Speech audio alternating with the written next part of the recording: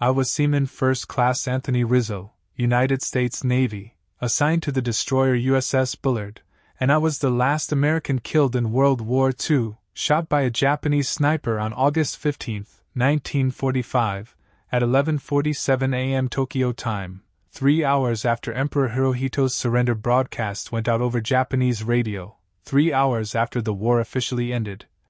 And I died on the deck of my ship off the coast of Japan, not knowing that the war was over, not knowing that I'd survived 3 years of combat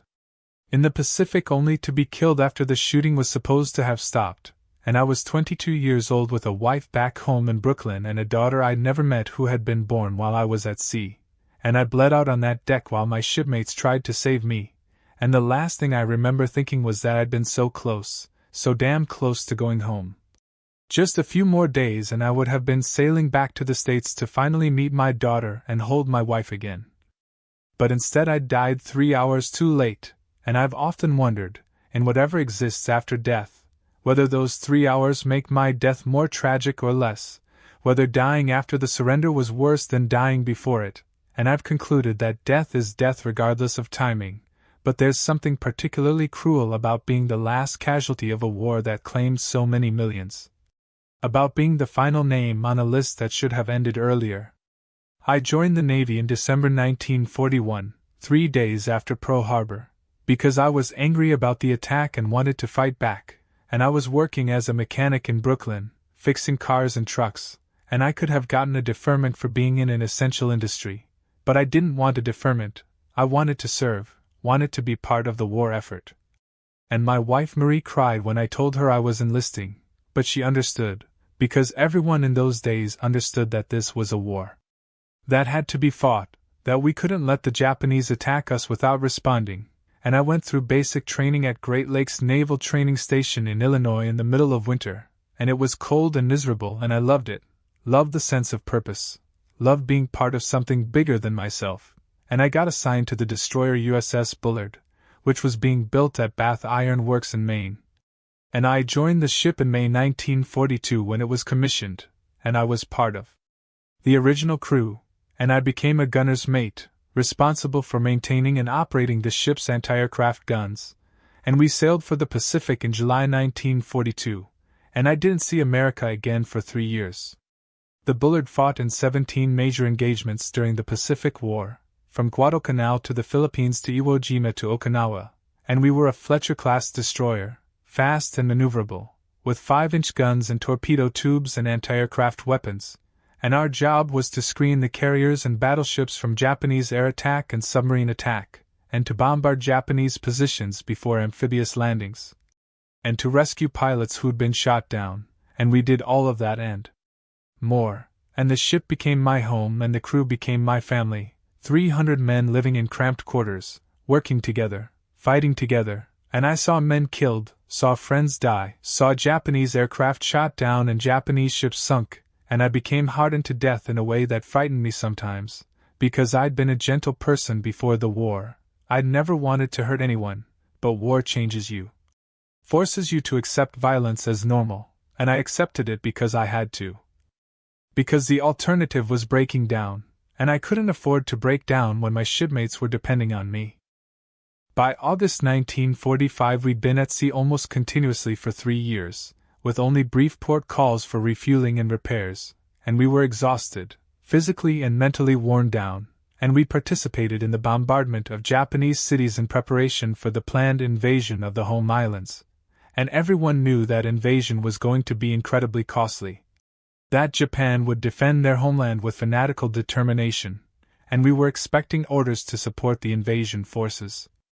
Expecting another year or more of fighting, expecting many of us to die, and then the atomic bombs were dropped on Hiroshima and Nagasaki, and we heard rumors that Japan might surrender, but we'd heard rumors before that turned out to be false, so we didn't let ourselves hope too much, and we maintained our positions off the Japanese coast, continuing patrols, continuing to be ready for air attack.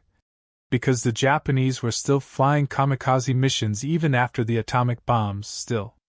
trying to sink American ships, and we shot down 2 kamikazes on August 13th, and another one on August 14th, and there was no indication that the war was ending, just the same daily routine of combat and danger that we'd been living for 3 years. August 15th, 1945, started like any other day at sea. I woke up at 0530 hours in my bunk in the forward crew compartment, and I went to the head and washed my face with cold salt water because we were conserving fresh water, and I went to the mess hall and ate breakfast, powdered eggs and toast and coffee that tasted like oil, and I went to my battle station at gun mount number 3, a 40mm anti-aircraft gun on the starboard side of the ship, and I began the daily maintenance routine, cleaning the gun, checking the ammunition feed, testing the traversing mechanism, and my gun crew was there with me, 4 men who I'd served with for 2 years, Eddie Morrison from Tennessee, Frank Kowalski from Chicago, Pete Chin from San Francisco, and Sam Washington from Georgia, and we'd become close, trusted each other completely, knew how each other thought and moved, and we worked efficiently, preparing the gun for whatever the day might bring, and the morning was clear and warm, the sun rising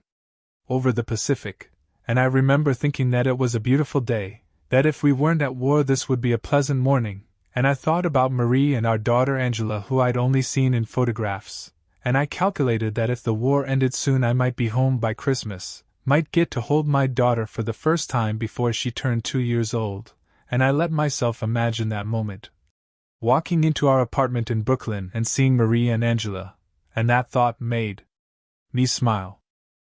At 0900 hours we heard over the ship's loudspeakers that there would be an important announcement, and we thought maybe it was news about the war ending, but we'd heard that before and been disappointed, so we didn't get our hopes up too much, and we continued working on the guns, and about 20 minutes later our division officer, Lieutenant Morrison,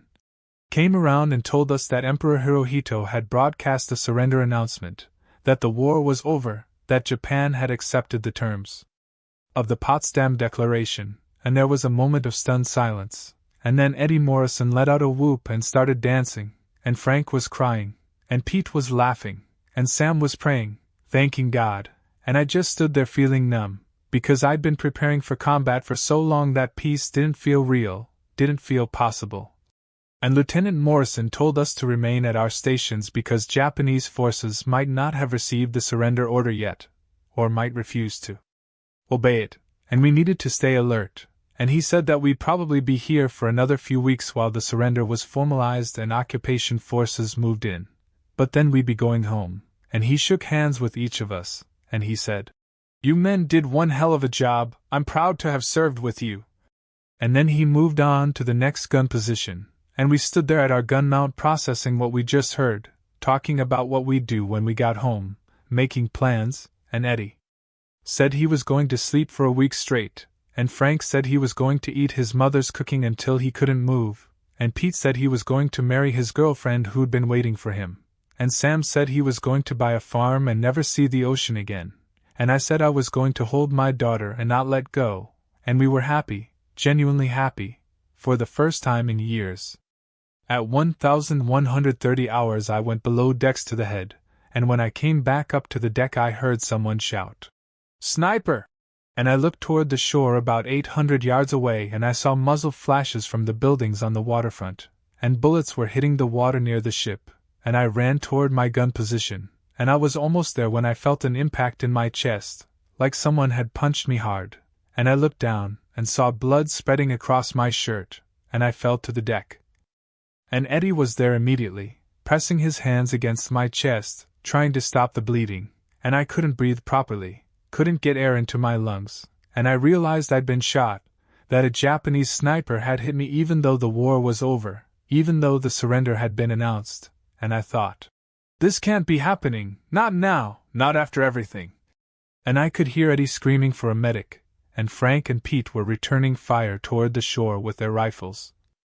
And Sam was holding my hand, talking to me, telling me to hang on, that the medic was coming, that I was going to be okay. But I knew I wasn't okay. I could feel my strength draining away, could feel myself getting cold, and I thought about Marie and Angela, and I was angry, so angry that I wouldn't get to meet my daughter, wouldn't get to go home, wouldn't get to have the life I'd been fighting for, and I tried to speak. Tried to tell Eddie something, but I couldn't form the words, and my vision was getting dark around the edges. The ship's doctor, Lieutenant Commander Harrison, reached me within 2 minutes, and he cut open my shirt and examined the wound, and I saw his face change, saw him realize that the wound was too severe, that the bullet had gone through my lung and probably hit my heart, and he gave me morphine for the pain, and he kept working, kept trying to save me, but I could see in his eyes that he knew it was hopeless, and Eddie was crying now, still pressing on my chest even though the doctor had taken over, and I wanted to tell Eddie that it wasn't his fault, that he'd done everything he could, but I couldn't speak, and I could hear the ship's guns firing at the shore, returning fire against the sniper, and someone was shouting that they'd gotten him, that the sniper was dead, and I thought it was fitting somehow, that the man who killed me was also dead, that we both died on the same day that the war ended. 2 final casualties of a war that had gone on too long, and I felt myself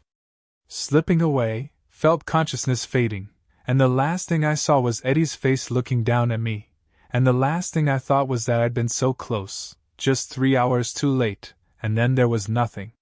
Lieutenant Commander Harrison pronounced me dead at 1147 hours Tokyo time, and they wrapped my body in canvas and prepared it for burial at sea, which was standard procedure. But Captain Richardson decided that since I was the last American killed in the war, I should be buried back home with full military honors, so they preserved my body and kept it in the ship's freezer. And we sailed back to Pearl Harbor 2 weeks later, and from there my body was flown back to the mainland and buried at Arlington National Cemetery on September 28,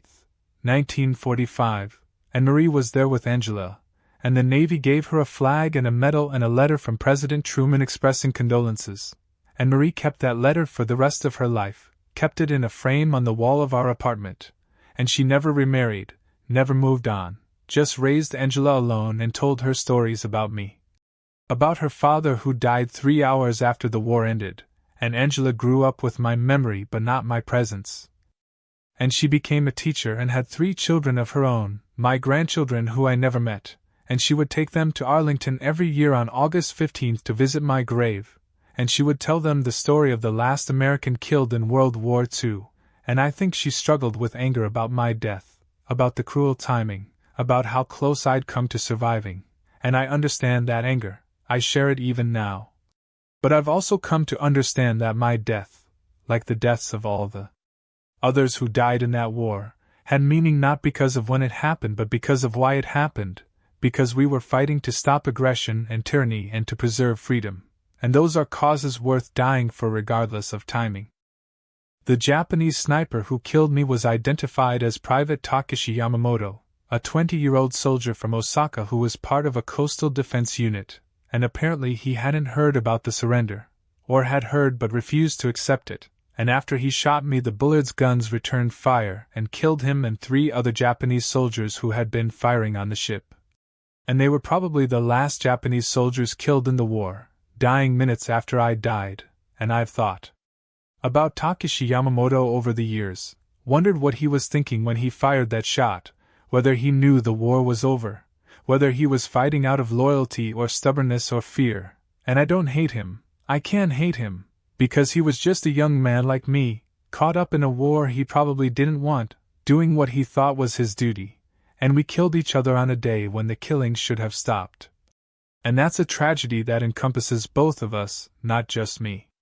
The investigation after my death revealed some details about that final engagement that made the tragedy even more pointless, because the Japanese coastal defense unit that Yamamoto belonged to had actually received notification of the surrender several hours before they opened fire, but their commanding officer, a lieutenant whose name was never recorded, had refused to accept the surrender order. Had told his men that it was American propaganda, that they should continue fighting until they received direct orders from their own chain of command, and this was apparently not uncommon in the final days of the war. Many Japanese officers and soldiers refused to believe the surrender was genuine, or believed it was a temporary ceasefire rather than an unconditional surrender, or simply couldn't accept that Japan had been defeated after all the propaganda about fighting to the last man and achieving victory through superior spirit, and so they kept fighting, kept killing and dying, and I was one of the casualties of that refusal to accept reality, killed by men who were fighting a war that had already ended, defending a position that no longer needed defending, following orders from an officer who couldn't or wouldn't acknowledge that his nation had been defeated. And when the Bullard's Marines went ashore later that day to secure the coastal position, they found the lieutenant dead by his own hand, having committed seppuku after all his men had been killed, and they found surrender orders that had been delivered to the position at 0900 hours that morning, more than 2 hours before Yamamoto shot me, and those orders had been crumpled up and thrown in a corner, ignored or rejected, and this seemed to encapsulate something about the entire Pacific War, the way that ideology and honor and refusal to accept reality had prolonged the conflict unnecessarily, had caused deaths that could have been avoided if leaders had been willing to face facts earlier, and I died because of that same stubborn refusal to accept the obvious, killed by a soldier who was following orders from an officer who couldn't admit defeat even when defeat was total and unconditional. Eddie Morrison visited Marie in 1946 after he was discharged from the Navy, and he told her everything that had happened that day, told her how he tried to save me, how he'd helped me while I died, and Marie told him that I wouldn't blame him, that I would want him to move on with his life, and Eddie did move on. He got married and had 4 children and worked as a postal carrier in Tennessee for 40 years. But he told his children about me, about his friend Tony Rizzo who died 3 hours after the war ended, and he wrote letters to Marie every Christmas until she died in 1987, keeping that connection alive. And when Eddie died in 2003, his family scattered some of his ashes at my grave at Arlington, and I find that deeply moving, that he carried the memory of me for 58 years. That our friendship survived my death and his life and meant enough to him that he wanted part of him to rest near part of me. The other members of my gun crew also stayed in touch with Marie over the years. Frank Kowalski would visit whenever he came to New York on business, Pete Chin sent gifts for Angela every birthday and Christmas, and Sam Washington wrote long letters describing his life in Georgia, his farm, his grandchildren, and Marie kept all these letters in a box. And after she died, Angela found them and read them and realized that her father had been deeply loved by the men he'd served with, that I'd been more than just another sailor to them, I'd been family, and that knowledge helped Angela understand who I'd been, helped her form a picture of me beyond the official Navy photograph and the medal and the flag, and she would eventually meet all 4 of my gun crew members at various reunions and memorial events, and they would tell her stories about me. About how I'd been good at cards and terrible at cooking and always willing to help anyone who needed it, about how I'd talked about her constantly even though I'd never met her, how I'd carried her baby picture in my wallet and shown it to everyone, and these stories gave Angela a sense of who her father had been as a person, not just as a casualty statistic, and she treasured these stories and passed them on to her own children, my grandchildren, keeping my memory alive through generations. The Navy conducted its own investigation into my death, examining whether proper security protocols had been followed, whether the ship should have been in that position, whether the Japanese surrender had been properly communicated, and the investigation concluded that the Bullard had followed all proper procedures, that the ship had been conducting routine patrol operations in designated waters, that the Japanese Coastal Defense Unit had been notified of the surrender through proper channels, and that my death was a tragic consequence of rogue Japanese forces refusing to accept surrender orders, and the report recommended that future surrender agreements include specific provisions for ensuring that all military units received and acknowledged surrender orders, and that forces should maintain defensive readiness for a specified period after surrender announcements to account for units that might not have received or accepted the orders, and these recommendations were actually implemented in later conflicts, incorporated into surrender protocols used in Korea and other conflicts, so in a sense my death, and the deaths of other soldiers who were killed in the hours after the Japanese surrender, contributed to improving how wars are ended, how the transition from combat to peace is managed. Though that's cold comfort to Marie and Angela, who would have preferred I simply survive those final 3 hours. The cruelty of my death's timing has made it historically notable. I'm mentioned in history books and documentaries as the last American killed in World War II, and my story is used to illustrate the arbitrary nature of death in war, how a matter of hours or minutes can make the difference between survival and death, and I suppose there's some meaning in that, some lesson about the randomness of combat and the importance of ending wars quickly, but I would trade all that historical significance for 3 more hours of life, for the chance to have met Angela and grown old with Marie and had a normal life. Because being historically notable is poor compensation for being dead, and I think sometimes that the real tragedy isn't just that I died 3 hours after the war ended, but that hundreds of thousands of other Americans died hours or days or weeks before the surrender. And they were just as close to survival as I was, just as deserving of life, and the only difference is that I happen to be the last, the final name on a very long list, and that makes my death symbolically important, but not more tragic or more meaningful than any other death in that war. I was buried at Arlington on a sunny September morning, and hundreds of people attended, most of them strangers who had read about my story in the newspapers and wanted to pay their respects, and there was a Marine honor guard and a rifle salute and a bugler playing taps, and they gave Marie the flag from my coffin, and she held 2-year-old Angela in her arms, and Angela was crying even though she didn't understand why. And Marie stood there with dignity and strength, and I was proud of her. Proud that she could maintain her composure in front of all those people, and afterward she took Angela to visit my grave alone, just the 2 of them, and she told my grave, that she loved me and that she would make sure Angela knew about me. And she kept that promise. She told Angela stories about our courtship and our wedding and our brief marriage, and Angela grew up knowing that her father had loved her even though he never met her. And that knowledge shaped her life in positive ways, made her value family and service and sacrifice, and through Angela I had an impact on the world, had a legacy that extended beyond my death, and that gives me some peace, knowing that my life mattered to someone, that I wasn't just a casualty statistic but a father and husband whose memory was cherished. Marie died of cancer in 1987, 42 years after my death, and she was buried next to me at Arlington, and her headstone says, Marie Rizzo, devoted wife of Seaman First Class Anthony Rizzo, USN. And Angela told our graves, that her mother had waited 42 years to be with me again, that she'd never stopped loving me, never stopped mourning me. And that's both beautiful and sad, beautiful that our love endured death and time, sad that Marie spent so much of her life alone, and I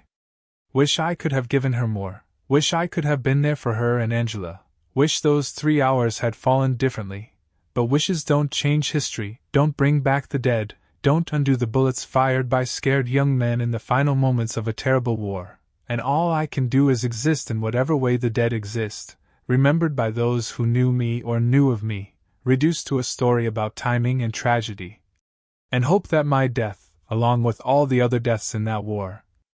taught humanity something about the cost of conflict and the value of peace, though looking at the wars that have followed, I'm not sure the lesson was learned, and that's perhaps the greatest tragedy of all, that we died in our millions to end a war and preserve peace, and humanity just kept fighting new wars, kept killing new generations of young men, kept repeating the same mistakes, and I died 3 hours after World War II ended.